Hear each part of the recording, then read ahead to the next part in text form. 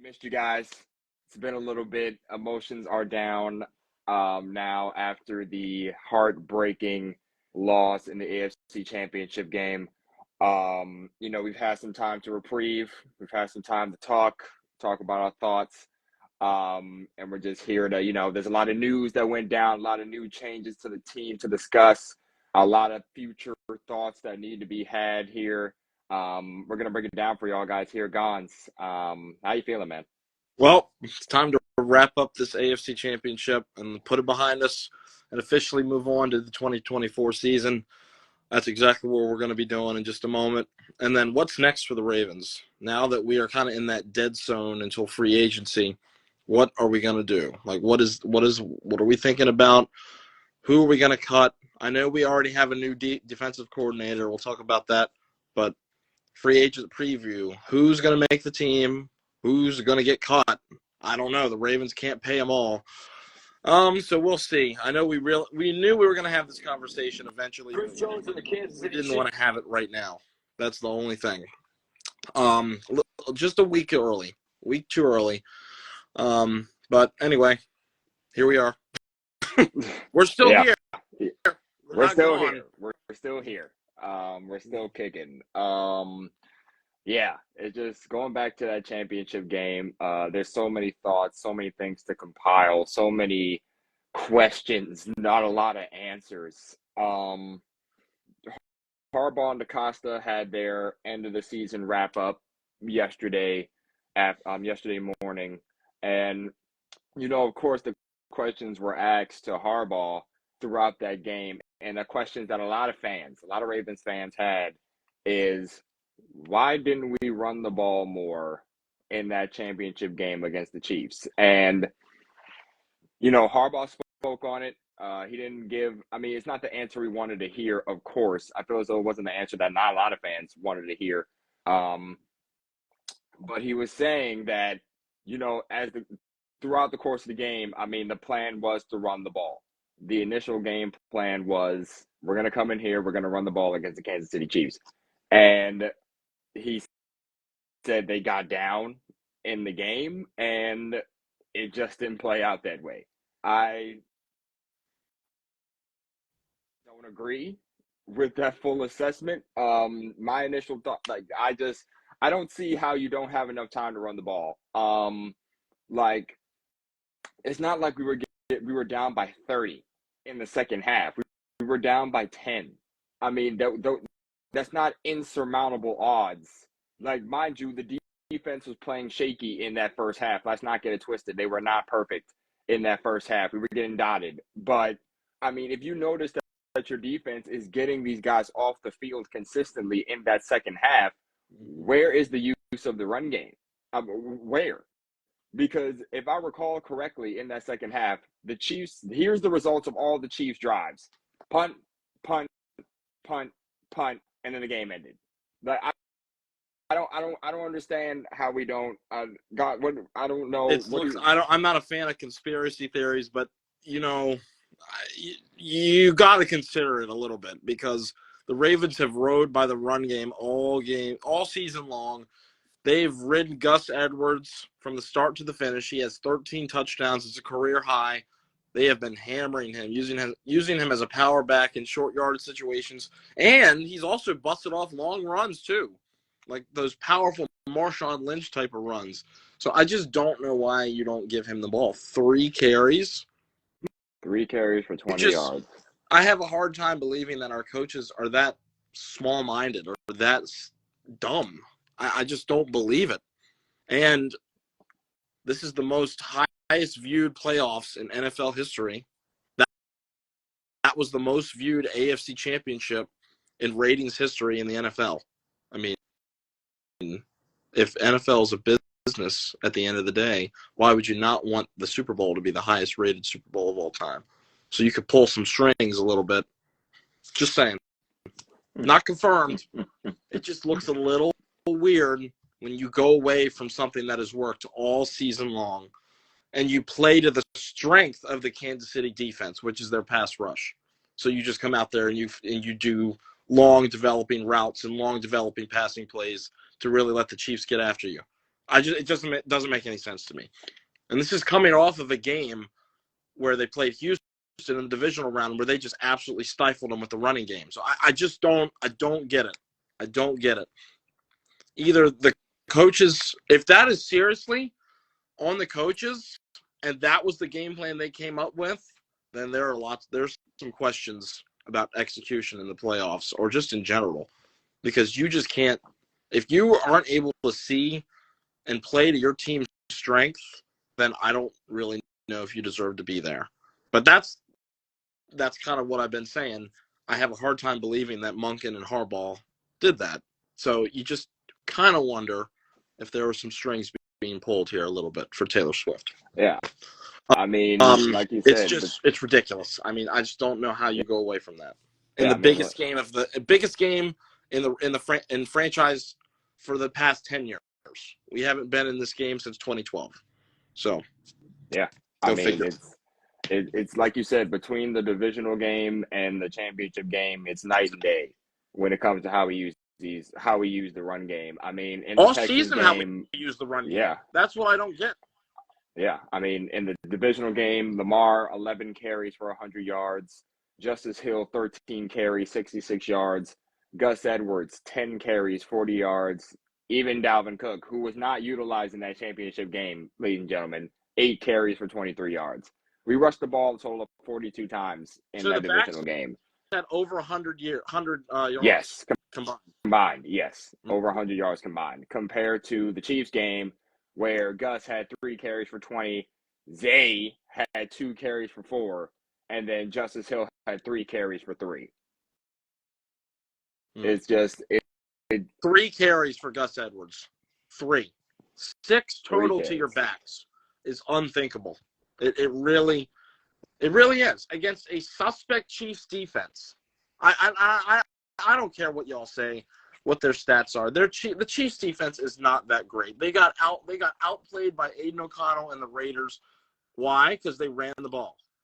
Josh Allen and the Bills ran the ball up and down the field. I just don't get why we don't do the same thing. It's so frustrating to think about. And if there was an off chance that it was rigged a little bit, that would just make me even more furious and not like the NFL at all, if that's the case. But I'm not saying it is. I'm just saying I hope it wasn't. I hope it was just stupid by the Ravens. But I'm going to get really angry if there was news that comes out later about stuff. Because the NFL is known to do that, to pull out news weeks and weeks after things happen just to piss off the fans.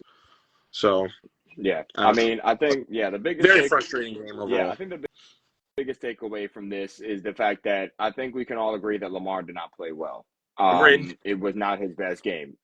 We can all say that with a wholeheartedly. It was not our best game. The defense did not have their best game, especially in that first half. They got it together in that second half. Adjustments were made. No points were scored by the Chiefs in that second half. So I have to give it to our former defensive coordinator, Mike McDonald, who did an exceptional job making adjustments in that second half. But, I mean, I feel as though we can talk about the performance every day, but we cannot exclude the fact that this team, these coaches, whoever set up this game plan, went away from what the Ravens' identity is, and that's being a hard-nosed running football team. And the fact that we did not go on the ground. We don't want to get it twisted. It's not a Greg Roman offense, because I know some people are like, pound the rock, pound the rock. That would give us room to open up the passing game. And you can throw the ball on them, just do short stuff. Like they sent the house. Make it easier on your tackles. And when we're just saying give them more carries, doesn't mean we want to go back to the Greg Roman days. We just want them to do what has been working all year, which is the run, opening up the play action passing game. Okay? I mean, yeah. And you get your yards. Get your linemen moving, overpower the line of scrimmage, tire out those pass rushers, so then you can throw the ball more. I don't mind them coming out and throwing the ball, but they got to start with what's best. They got to establish their dominance in the run game before any of that stuff can happen. Yeah, and that's what I was saying. It's just, we didn't stick to who we are as a team. I mean, I'm not saying we're run first all day, every day, but I mean, running the ball is something that we excel at. I mean, it's one of the things that we're well known for, something that teams expect us to do, but can't always really even stop it, no matter if they know that we're going to do it. So it's just the fact that, yes, there was poor performances all around. Don't get it twisted. But, I mean, this doesn't take away from the fact that the team was not set up for success as far as a game plan was concerned. Like we have to look at coaching from that standpoint and be like, okay, so you telling me like you're going into the second half and then you see what transpired in the first half and no adjustments were made offensively. Like we're still gonna like it just didn't sit right with me. Like this, like we said earlier in the first one, even though our emotions were kind of taking the better of us in that one, like this was not Todd Monken's best game. I mean, we have to just keep it a stack. It was not his best game. It was not Lamar's best game vision wise. I would say, like when he threw that pick, to try to get that ball to Likely. I mean, I understand you want to squeeze it in, but dog, like I like Lamar's decisions in this game were not great. I mean, I'm a Lamar Jackson advocate. I'll defend him forever, but I have to keep it a stack. Like some of the decisions he made were not the best.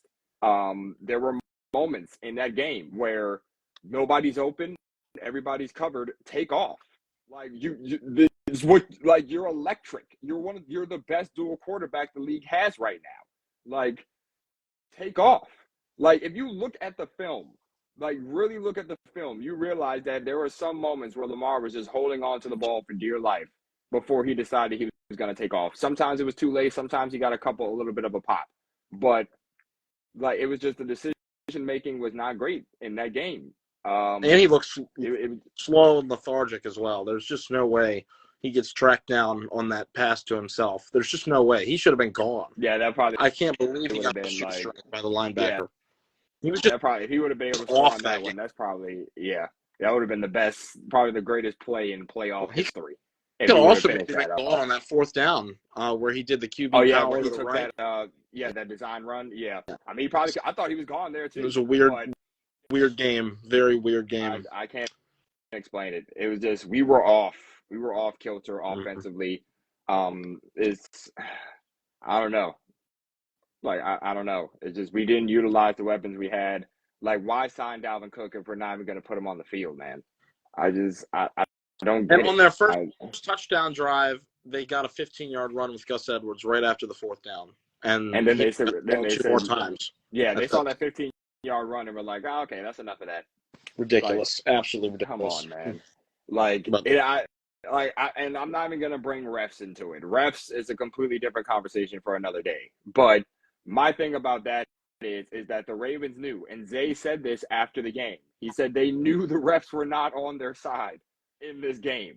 They knew it was Ravens versus Chiefs and refs. Mm-hmm. That's how it is every game. You know that. So you have to come out and perform damn near perfectly in these types of games. And we didn't. That taunting call was a little bogus. I'm not going to lie. Like, Snead even said in the pressure, like, dude, I didn't even see it. Like, I didn't even know what was going on. Like, come on, man. The officiating was going awful. Yeah, Kelsey was in our face. It was all day, clearly one-sided. Clearly one-sided. And don't even get me started on that clip that's going around on Twitter where I forgot who that left number 65 on the Chiefs on that, like, whatever he was doing to our tackle or wherever that was, just pushing him down to the ground, holding him, like, no penalty. No flag. No flag. It was just it was egregious. It was bad. But like again, like the Ravens knew what they were getting into in this game. They knew the calls were not going to go their way. They knew what was going to happen right off the gate. Like, but you have to play it out and just try your best. And they didn't play their best that game. So it was I would say it's a level of performance. Strategy wasn't good coming into this one, and it was just bad all around. I mean, shout out to the defense for holding strong in that second half, giving us some sort of chance to try to fight. But all in all, it in vain. We don't And know if it's sad. the team's going to be good again. I don't have anything else to say about that. But maybe next year. I don't know. If they hopefully can get back to that spot next year and they can pull some sort of 2012 type of thing where they get right back to the same place, same team and everything, and get another chance, another shot to make the bowl. Maybe they'll come through. I'm not sure, though. This is going to be a tough offseason because they're going to lose a lot of people, Yeah. especially on defense. A lot of guys on one-year deals, too, so we'll see who comes back. I don't know. Yeah. They've got some work to do. They've got Eric DaCosta. He's got some work cut out for him, so we'll see. Shall we move It's to going to be what else? yeah. What's next for now? Yeah. I mean, this offseason, as we said, is not it's going to be a difficult one. If we heard from the presser, for those of you who do not watch the presser, GM Eric DaCosta didn't really go into too much detail about how contracts are going to go, how talks are going so far. But when you kind of get the language from other players, you kind of get the sense that some of them might not be back. Unfortunately, beginning with Patrick Queen, inside linebacker, who I believe has performed exceptionally well next to Roquan.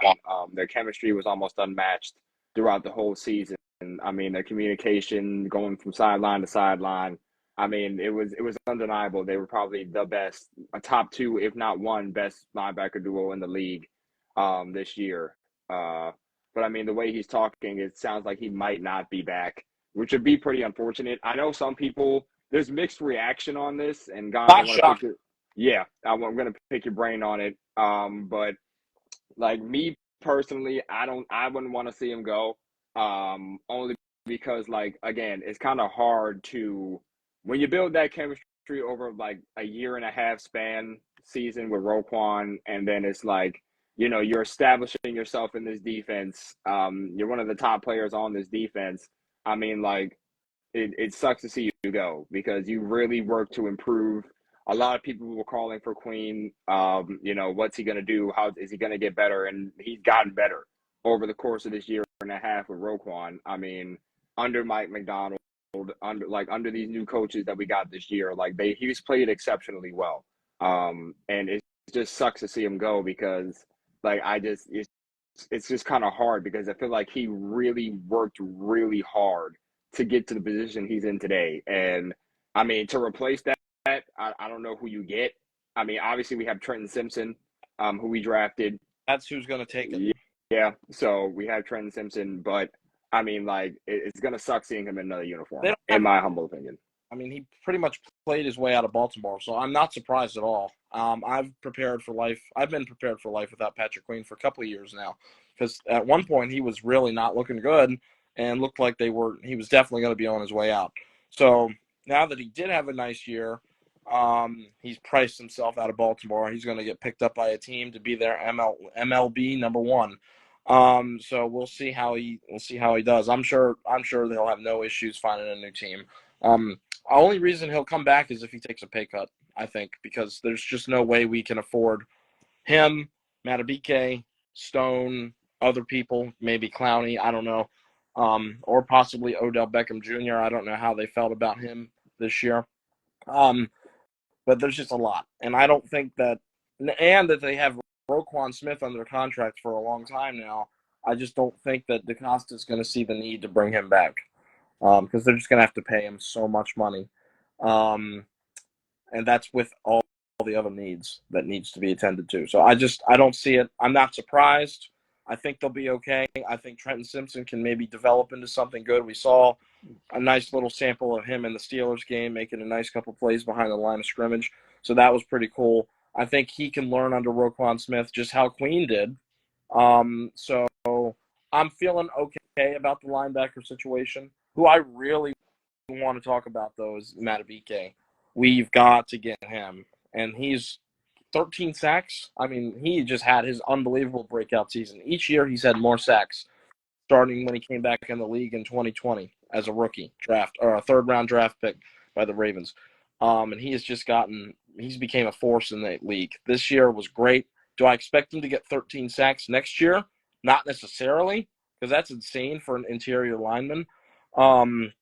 So we'll see how the Ravens handle that. I'm sure it's going to be a fat contract. And he can make those plays inside too. That's what's great. He's not an edge rusher. He's an interior lineman. He's an end, defensive end. So looks like he can play a tiny bit of D tackle as well. Sometimes they shift him into the middle. So he's he's like a Swiss Army knife when it comes to interior pass rush and run stopping. So that's somebody we really need to get back. Him and Travis Jones. Michael Pierce, I believe, is still on the contract, right? He's on. Yeah, I think so. Okay. Yeah. We'll still have him along in the rotation. I really liked how those guys played this year. Travis Jones, Michael Pierce, and Matabike were all solid. And Broderick Washington, throw him in there too because he's under contract. So, yeah, I think you have to make him first priority over everyone else. That includes Geno Stone. So, yeah, that's what I think. How do you feel about Matabike? Is he a must-have for I the think Ravens? he's probably top on the list of people we need to resign. When you have a star like that who breaks out in the fashion that Matabike did, I mean, it's kind of hard to say, yeah, he's not worth his value. He definitely should be top of the priority list as far as signings is concerned. As far as everyone else, I know a lot of people are calling for Darby to come back. I mean, I wouldn't mind having Darby come back. He would definitely I think I like these 1 year guys who came in, like Millette, Darby, Clowney, Van Noy, like they fit in so well with what we wanted to do here. Like we got to give credit to them for coming in, stepping up, and executing and performing the way that they did on the field. Because I mean, not a lot of plug and play guys can just do that. Like you can't just like you call up a guy and say, hey, we need you real quick. Then they come out and have great performances. Like Millette, he was like really key in our blitzing defense. Like he was our top blitzing DB out there. Darby was great in coverage most of the time. I mean, Clowney and Van Noy had career years here. Like, I mean, it's kind of hard to let any of that go. But I think when it comes to re-signing a lot of those guys, it's like, especially like the edge rusher position, I think we need to start looking at like when do we proceed to get younger at that position? Because I mean, we've had Justin Houston, who had a great year with us prior before he went over to the Panthers. So I mean, we had Justin Houston. We got Clowney, we got Van Noy, but those guys, I mean, they're not young chippers anymore. So at that point, when do we look at it like, okay, so when do we attack this edge rusher position and really like understand like at some point we need to get younger, like Owe, Ojabo, like these guys. I got to counter. They have tried younger. They've gotten so many people. They've got Owe, and they've got David Ajabo. They've gotten Tyus Bowser recently. Well, not recently. He's been here since when? Actually, Bowser's been here for a while, so you can scratch. Yeah, he's been here a couple years. Tavius Robinson. They've gotten people they're trying to develop, and it just hasn't panned out. I mean, the leading edge rushers have been the vets that they signed. This year it was Clowney and Van Noy with 10 and 9 respectively. And then last year it was Justin Houston with like 7.5 or 8. And then the year before it was him as well. The rookies, the younger guys have yet to step up and take charge of this, position. So I don't think that they can do that quite yet until these guys can prove that they can step up. Owe showed some flashes this year, but he missed a lot of time with injuries earlier in the year. Ojabo out for the year.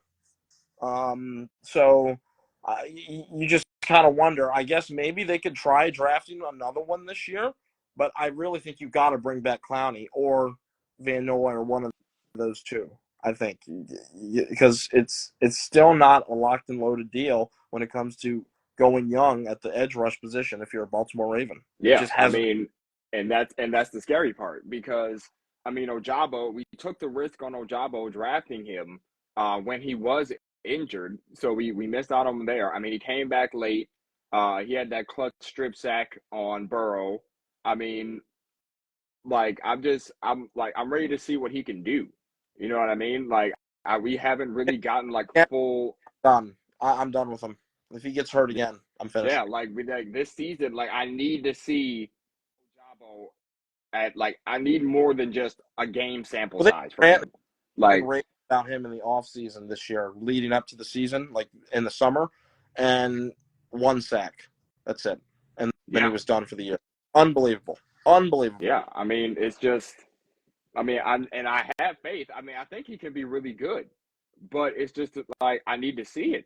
Like we haven't seen him. I hope he can stay healthy. I hope we can get him back for this year, and he can play like for a good portion of the year if we make it into it again next year. But like I need to see it. I need to see us be able to develop these young edge rushers because we haven't been able to do it yet. We of course we can still sign vets. I mean, obviously that's the case, but when are we gonna look at it like, man, we have this talent on this roster. What are we gonna do with it? Like Tavius Robinson, I mean, he showed flashes. I mean, and nothing was perfect, of course, but he showed flashes of being decent. Um, I'm just ready to see what we can do with our young guys. But like I don't know if Clowney would come back. I don't know if Van Noy's coming back. I mean, after I those think they seasons, they come back. maybe I'm pretty one, sure. but like obviously some team might be willing to overpay if they can see a veteran presence go off the way that they did for us. I mean, who knows? Like I said, both of them had career years here. So who knows like who would be willing to overpay to have them there on their team? Because I know we don't have the salary cap for it. So who knows? Some team will. But like just in case, if we can't get just one, or we get none of them at all, what do we do? Like what's the move for that? Like we at that point we'd only have Robinson, Ojabo, Owe, and all those young guys. So like what work has to be done. And that's what our new promoted defensive coordinator or is gonna have that job to do is figuring out how do we get these guys going? What makes them tick? What makes them go? Because a lot of our defensive staff is gone now. Like a lot of these guys took positions elsewhere. So like we got to Don't be figure it out. surprised if the defense takes a step back next year. Yeah. I mean, I kind of knew, and now I'm not going to discredit Orr because obviously, he's been under McDonald for the past 2 years. The guys really galvanized around him. Everyone respects him. I mean, he's a former Raven. Before he got before he got hit with that condition, that disorder, he was forced to not really be able to go on with his career. But I mean, he bleeds Baltimore. I mean, so I know the players will rally behind him. I mean, I've seen some snippets of his sideline presence during games, and players love it. Like I loved it. So I'm hoping he can bring that energy to his new role as the defensive coordinator. Obviously I have to see it because this schedule was tough this year. So I have to see what he can do, but I think that he can really make some noise. I mean, if you think about it though, every single last one of our defensive staff was in line for either head coaching jobs or DC jobs. Like all of them. So obviously when you have a successful year as we did, all that side of the ball, you're obviously breeding greatness, and I think that's what Zach Orr is going to do this year. I have some confidence in him. I just want to see what he can do. I don't know what your thoughts are on him, but we can talk a lot about Zach Orr and what he's got in store a little bit later. Give a nice preview on what he brings to the table. But I want to keep talking here with some of these free agents, or soon to be free agents for the Ravens. I'd like to go over to the offensive side of the ball. Now, we've got a couple on that side. We've got left tackle Ronnie Stanley, and we've got OBJ. Now, OBJ, very good veteran presence, okay? And he can make his handful of plays. He's also a savvy vet that gets a lot of calls because he knows he's got a way of making it seem like he's getting interfered with. Or he's actually finds a way to get interfered with. I don't know what he does, but he generated a lot of flags this year on deep passes. So I really like that about him. He had 500-some yards receiving and only 3 touchdowns in an injury-riddled season, especially in the middle, beginning to middle. So is that enough for the Ravens to bring him back? I don't know. And he did not hit his incentive mark. His incentive mark was to make sure he got the most yards on the team or most touchdowns. He didn't hit either one of those. I may be wrong on that. But I know he for sure did not hit it, and he was getting paid a lot. So I'm not sure if they're going to be able to bring him back at a reasonable price. Maybe he'll take a pay cut. But if I had to take a guess at it, I would say no. I don't think they're going to bring him back.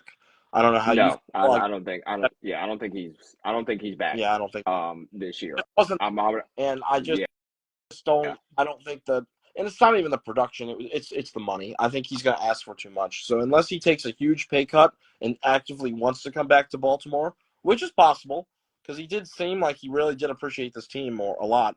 So and Lamar and all that. So and Zay and all the other people in the. So maybe there's a chance, but if I had to pick, no. And our other guy, Ronnie Stanley, I'm going to say the same thing. I don't think they bring him back either. You're sure he's scheduled to be a free agent, right? Because I had no idea until I heard from you. I don't think he is scheduled to be a free agent. I think if anything, if the Ravens were to move on from Stanley, it would probably be in a trade, if I'm Okay. not mistaken.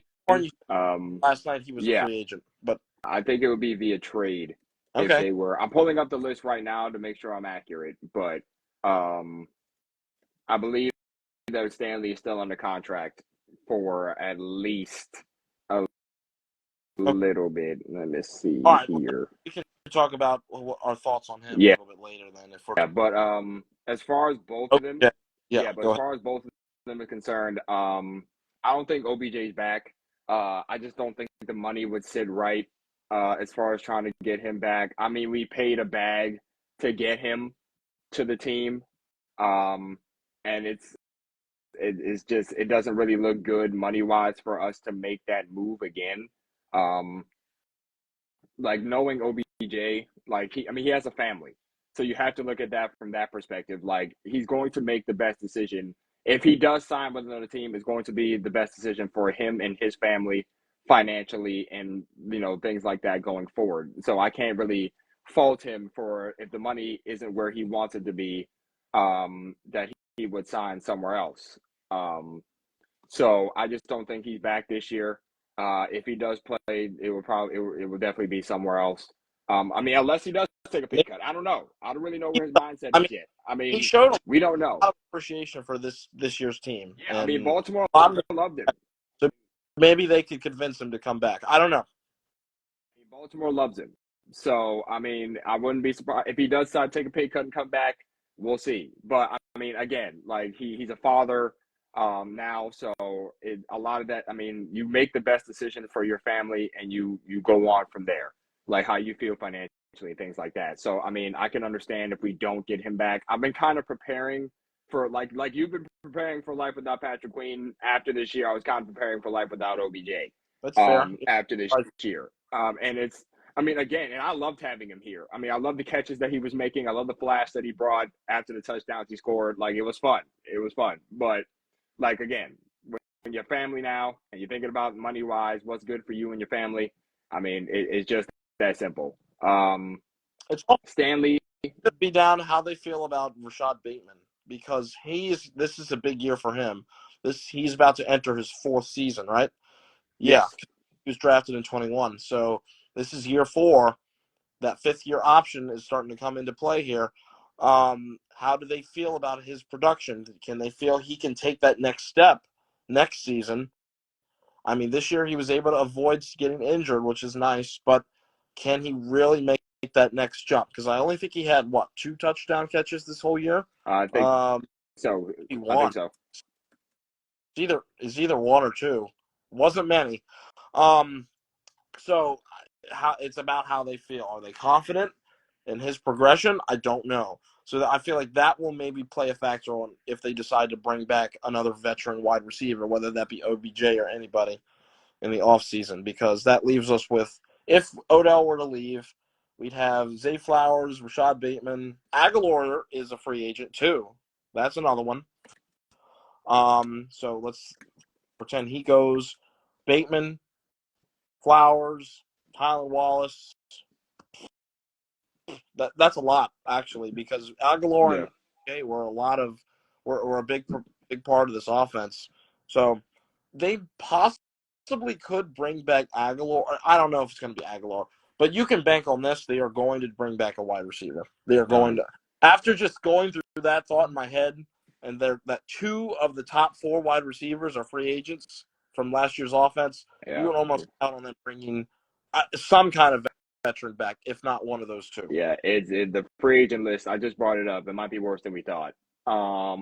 Patrick Queen, Justin Matabike, Kevin Zeitler, John Simpson, Clowney, Darby, Gino, Kyle Van Noy, Nelson Aguilar, Devin Duvernay, Malik Harrison, Tyler Huntley, Brent Urban, Arthur Millette, J.K. Dobbins, Rock Yassin, Josh Johnson, Daryl Worley, Laquan Treadwell, Delshawn Phillips, and long snapper Tyler Ott.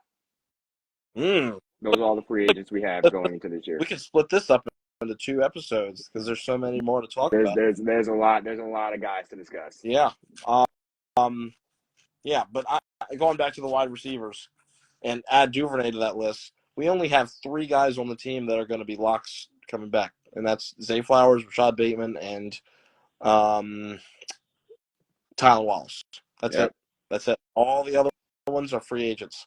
So Ravens have a lot of decisions to make, and I'm excited to see what they do. We haven't even talked about Dobbins on his thing. I think we can save some of this for another episode. But yeah, this offense could look a lot different next year, pretty much. And depending on what they decide to do trade wise, we'll see. It's going to be a pretty crazy offseason, I bet. Yeah, no, it's going to be one. Team is going to look completely different next year. Mm-hmm. We have pick 30 in the draft. Not the best pick. It sucked that we fell short. Oh my goodness! But pick 30 in the draft this year. It's going to be interesting to see how we attack free agency, and I mean, obviously, whatever happens in free agency will be how we attack the draft. But I mean, like we discussed earlier, if we're looking at anybody on this list of 23 guys who I feel like should be a top priority first, is most likely Matabike, and then we sort things out from there. Yeah. But you know, we just got to give one more. I just got to give another shout out to the guys who we brought in on these 1-year deals. I mean, add Aguilar to that list of guys that I mentioned earlier on these 1-year deals who just we were questioning it at first. You know, I'll admit it. I was one of those guys questioning it at first, like Nelson Aguilar, and then he turns around and, you know, all the criticism beside him, he just came out and he balled. So I have to apologize to Nelson Aguilar for the disrespect. Yeah, the second thank you for coming out and balling out. Came to wide receivers. Yeah, maybe first. It was Zay Flowers. I don't know, man. It was close. Yeah. He was balling. I gotta take back my criticism from earlier in the season because he balled out.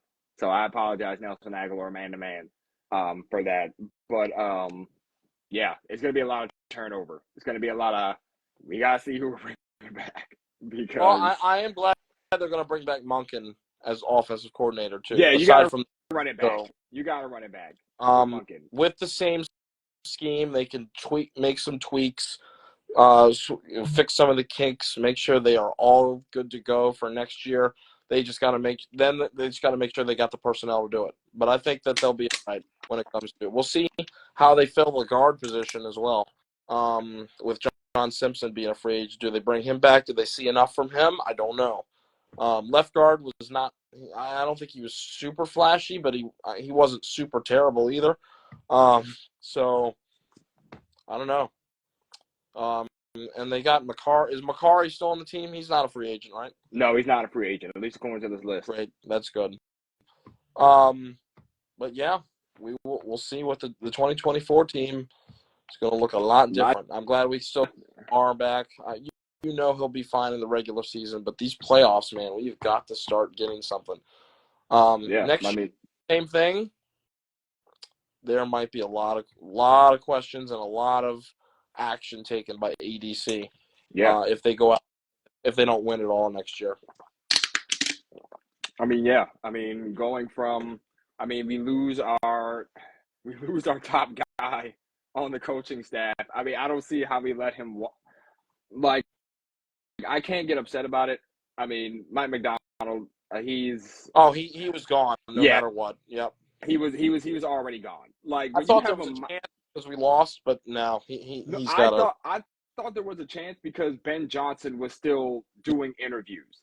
Yeah. And I thought that if Ben Johnson would have took that job, that okay, we got McDonald's, like we're good for a little bit. But then with Ben Johnson is like reports were saying that his asking price was too high, and I was like, oh no, like I mean, of course there were still coaching guys out there, but I Mike mean, McDonald's the best. but he's like obviously like you see this coaching turnover, like you see that teams are aiming at younger coaches, like they want to go younger. It's time to get the old man's club out of here, and it's time to get these new, young, fresh minds. Same for the refs. Aren't you saying something now? Jeez Louise. No, I digress. All old. Well, there's a tiny bit. There's a couple of them. A couple of them are kind of young. A couple of them are kind of young. Yeah. No, get him out of here. Yeah, get him out of here.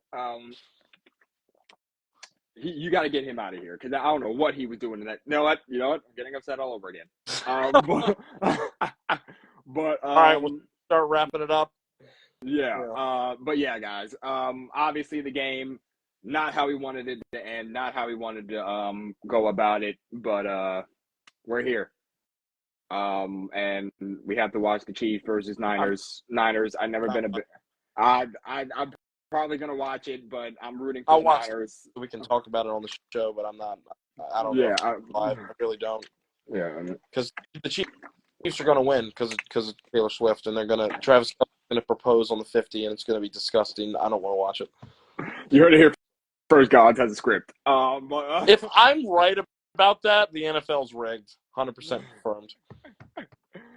But yeah, guys, let us know your thoughts on the game, about the Super Bowl, who's coming out on top in the bowl. Who should the Ravens sign? Should the Ravens target anybody in free agency? Is anyone that you guys think is a top tier free agent? Let us know your thoughts down below. Gonz, any thoughts?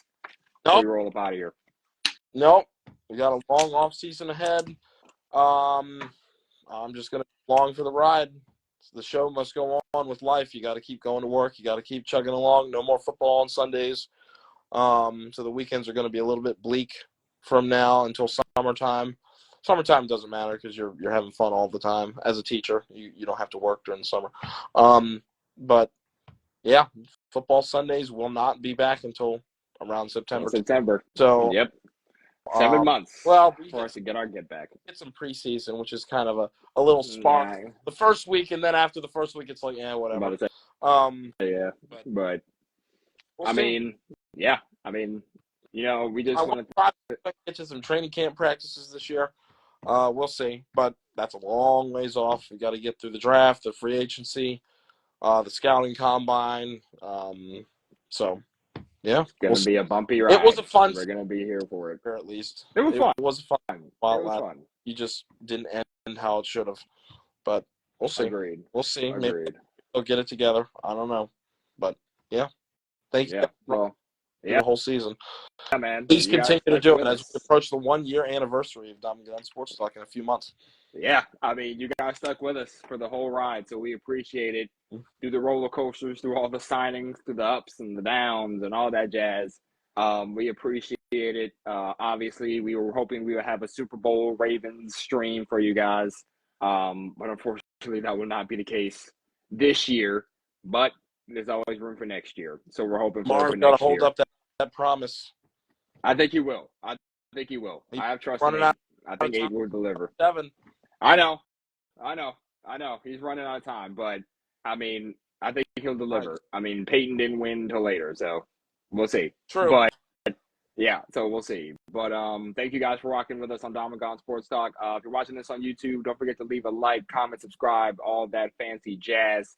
We'll still discuss how we'll do content going forward. Obviously, there's much to talk about, a lot of things that's going to happen over the next course of these next couple of months, and we will keep you guys updated with everything.